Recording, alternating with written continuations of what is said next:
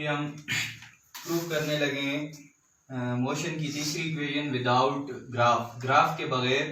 जब हम मोशन की तीसरी इक्वेशन प्रूव करेंगे तो वो किस तरह प्रूव करेंगे। हम पहली इक्वेशन प्रूव कर चुके हैं जो कि हरकत की पहली मसावात थी, जो कि V F is equal to V I plus A T. ये हरकत की पहली इक्वेशन थी। अब यहीं से स्टार्ट लेकर यानी पहली इक्वेशन की मदद से हम तीसरी इक्वेशन जो आखिरी इक्वेशन है उसको हम प्रूव करेंगे। देखें, अगर हम दोनों साइड्स का स्क्वायर ले लें, पहली इक्वेशन का स्क्वायर ले लें बोथ साइड्स, तो हमारे पास बनेगा V F whole square is equal to V I plus A T whole square बनेगा हमारे पास।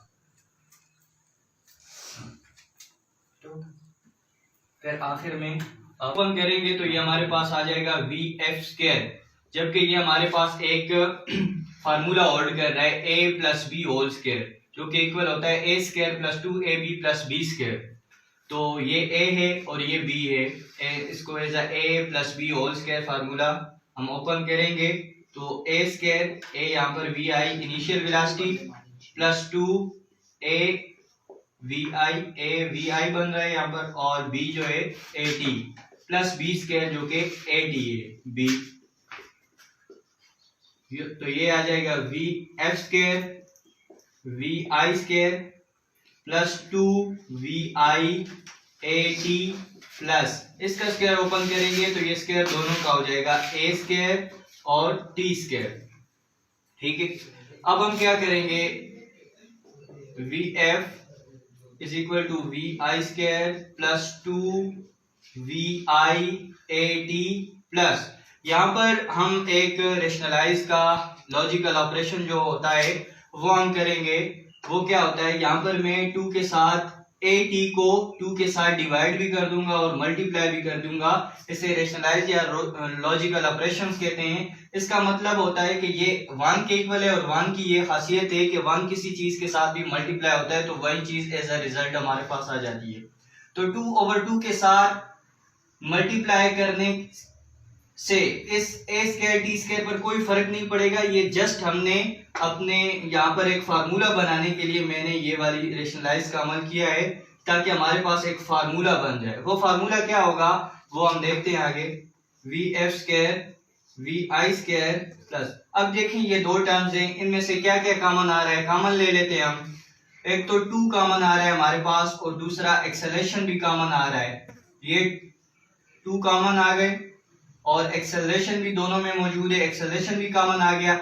आगे टी भी कॉमन आ रहा है लेकिन टी हम कॉमन नहीं लेंगे क्योंकि जो फार्मूला हमें चाहिए, जो फार्मूला हम बनाने लगे हैं उसमें टी हमें चाहिए, इसलिए मैं टी कॉमन नहीं ले रहा हूं। यहाँ पर जस्ट 2a कॉमन लिया तो हमारे पास बच गया वी आई टी प्लस 1/2। ये 2 कॉमन में चला गया, एज अ कॉमन ले लिया हमने।